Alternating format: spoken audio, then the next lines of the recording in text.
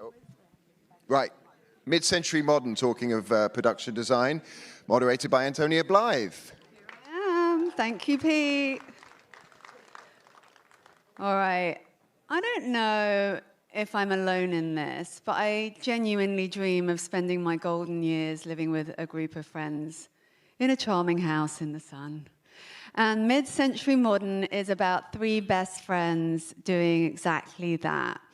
Bunny, Jerry, and Arthur, a gay gentleman of a certain age, who decide to keep each other company and live together in Palm Springs, along with Bunny's mum, played by the wonderful late Linda Lavin.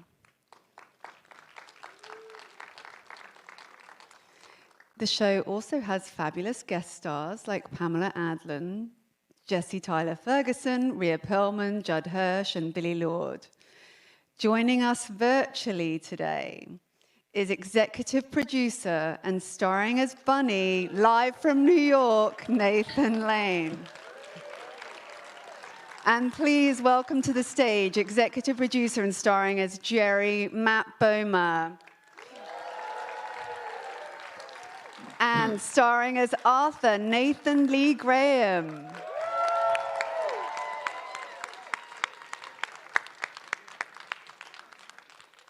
First, we're going to take a look at a clip. We need a housekeeper. Nielsa quit. Why? I thought Nielsa was happy here. She said she didn't sign up to clean for 3 men. Oh, you couldn't talk her out of it? I tried. I said, what 3 men? They're gay guys. They barely add up to 1. And the GLAAD Award for Ally of the Year goes to Sybil Schneiderman. I'll call the agency we used before and try to get us someone new. Or why don't the 3 of us hire a new housekeeper together, you know, so we can prove I am a good sharer and you're completely wrong, as you so often are. Well, it would be nice to share in some of the household decisions, because we do need to figure out which soaps are for use and which are decorative, so Bunny doesn't yell at me. Oh, it's not that hard. If it looks like a flower, don't bring it in the shower. I like this idea. All 3 of us will hire the new maid. Oh, great! It's unanimous. Oh, 3 out of 4 is unanimous.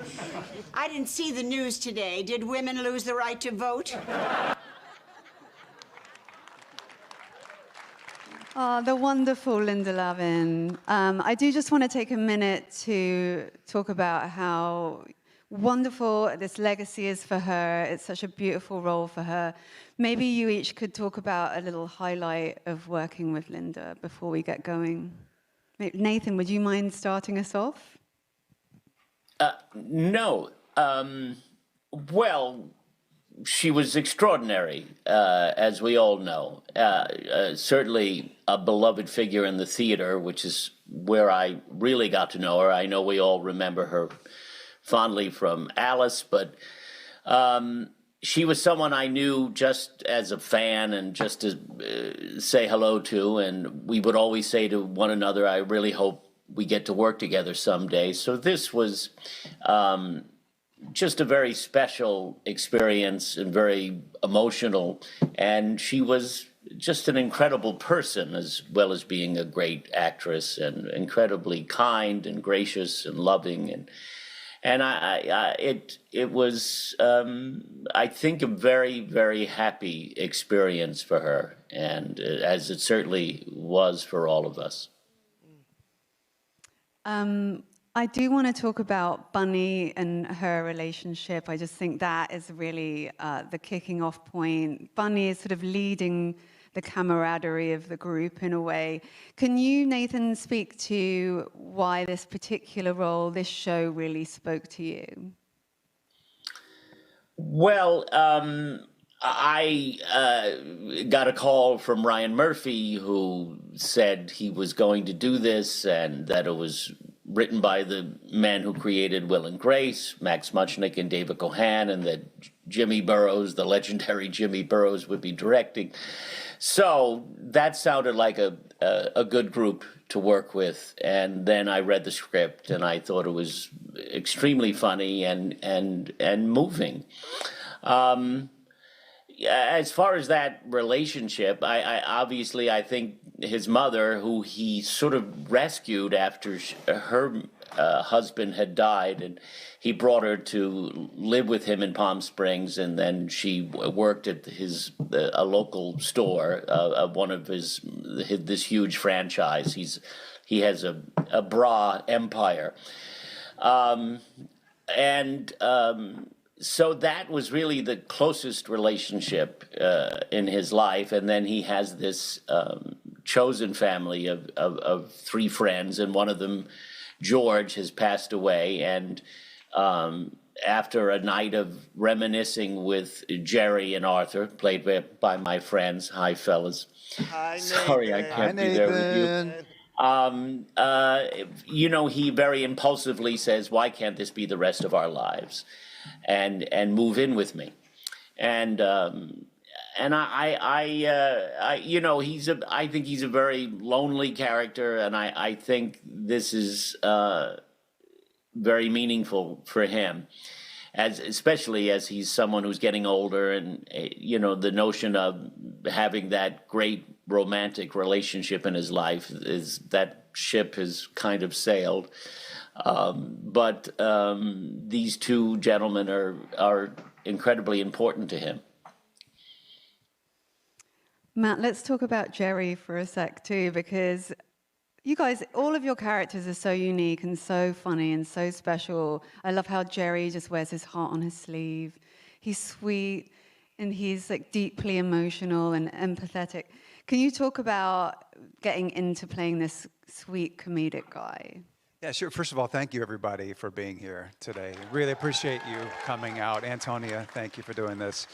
I think he has this sort of arrested development from his childhood, growing up in the Mormon church, where family was everything to him. And I think he still has that sense of enthusiasm and joy and positivity about everything, even if it means he kind of skirts over some of the facts at times or misses things that go over his head. But yeah, to me, that was so integral to what the show is about, which is found family. And it made all the sense in the world to me that somebody who spent his entire childhood wanting to celebrate family and then being removed from that so drastically, to then make all the sense for him to want to cohabitate with the two people he loves the most in the world. So I love his sense of positivity, having spent the past decade playing repressed and traumatized characters. It was so appealing to me to get to go to work and try to embrace an open heart and positivity. But I do think he's someone who, has also experienced a great deal of pain in his life. And that's why his emotions do sometimes bubble to the surface. If he looks under the hood too much, he can fall apart pretty quickly. So there were a lot of fun dynamics at play, and obviously working with these gentlemen, and I'd worked with Max and David and Jimmy on Will and Grace, and Mr. Murphy on several productions, so it just seemed like a really great environment to walk into, particularly in 2025. Yeah, we need plenty of comedy in our lives right now. Nathan Lee, Arthur is just the king of the zinger. He just drops these truth bombs. And you're just like the foil to the rest of the chaos, and I absolutely love that. And how much fun was this? And tell me about kind of embracing the zinginess of it all. Thank you very much for saying that, and it's a pleasure to see you all this afternoon. I like to think of Arthur being joyfully irritated all the time. But he means it in a loving way, of course. Everything is coming from a place of love. He wants the world to look good because it might just make you feel better inside, when you put on a happy face, when you put on a lovely chemise or a lovely gown or a lovely pair of trousers. So I think that he really wants that. He wants the world to feel better about themselves. And so that's one of the things I really love about Arthur, is that he really is interested in everyone being their best selves, their most authentic self. And he wants to help you find that, I wish I was as direct as Arthur is in real life. I'm a little bit more Switzerland myself, a little bit more diplomatic. And Arthur also has a lot more sex than I've ever had. So I'd like to explore that too.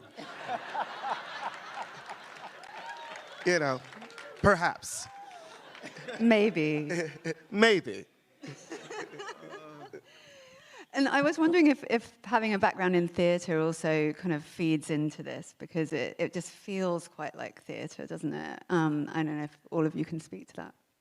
Absolutely. I think all of us can speak to that because that's one of the reasons our chemistry is so good, I think. One of the many reasons is that we all have these theater backgrounds. And so in the theater, you have to come together very quickly to make something happen. You have to come in, uncross your arms, and be very vulnerable immediately. And it was so easy to do with this group because, quite frankly, I'm a fan of everyone's work. And when you're a fan of everyone's work, including Mr. Barrows, Max, and David, and the Ryan Murphy, it just was, it was like, how can I bring my A game and show up to be with these wonderful people and play ball, you know? I mean, look with these two gentlemen. These are two of the most iconic comedic actors we have. It was so fun to go to work and watch and learn. And Linda as well led us all with such a gentle and beautiful grace and taught by example. And I mean, talk about somebody who's a genius in this medium. And then Absolutely. to have these brilliant writers and Jimmy Burrows guiding us.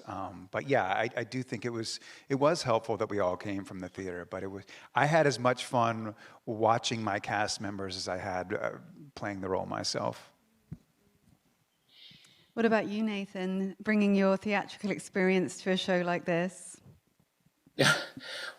Well, you know, it's so much really more of a writer's process. I know everybody calls it a hybrid of theater and film, but it's not really until the audience is there that it feels a little like theater. I mean, we are performing this little 25-minute play for people, and but it's always being rewritten, evolving, and changing up until the very last take. So it's nerve-wracking and thrilling at the same time, but it really, you know, that's the most exciting part of it is that tape night, and doing it for people and hearing them roar with laughter. So it's yeah, I think that the fact that we've all come from the theater there was an immediate kinship, and then chemistry is just something you can't predict, and we just lucked out that we all fell in love with one another.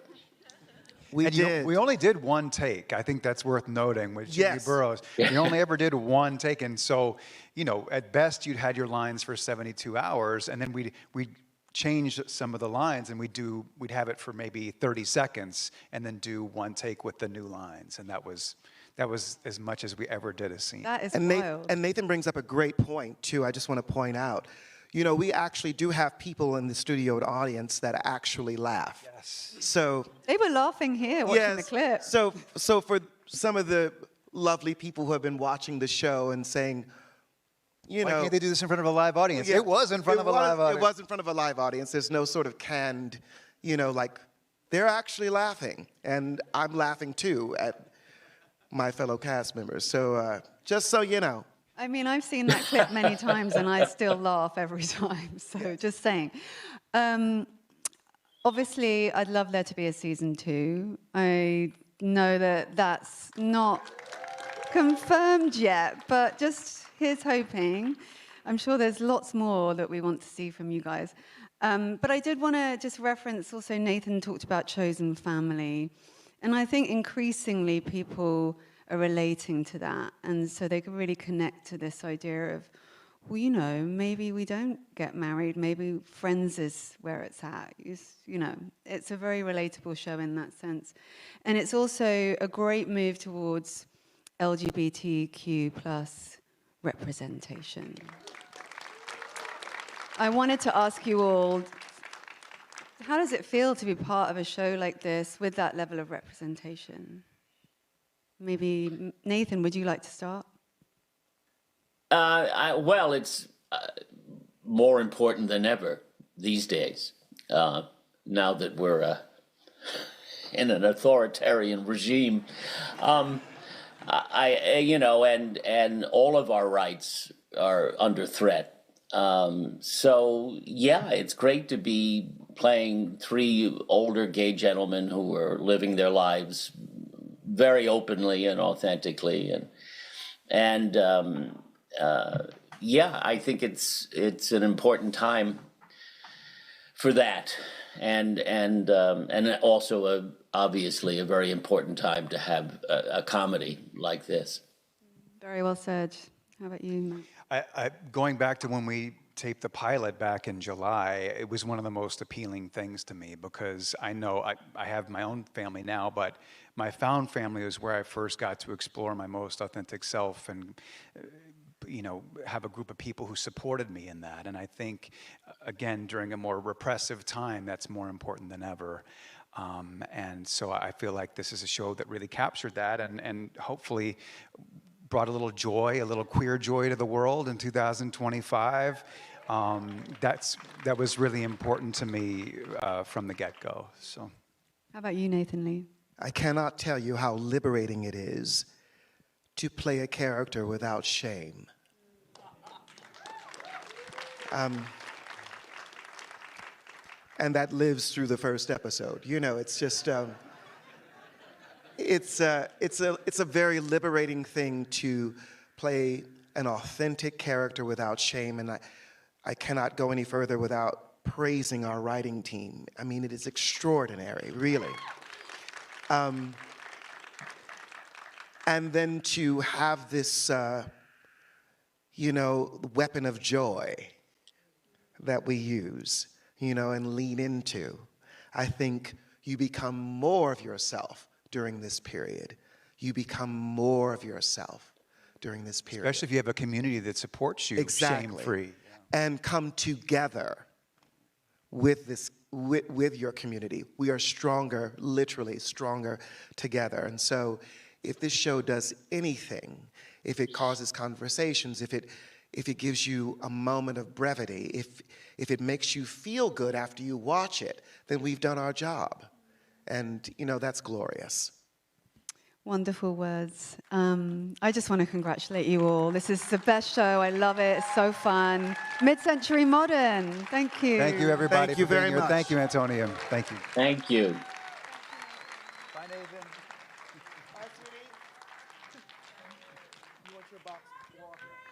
And now it's back over to Peter with a panel from Paradise.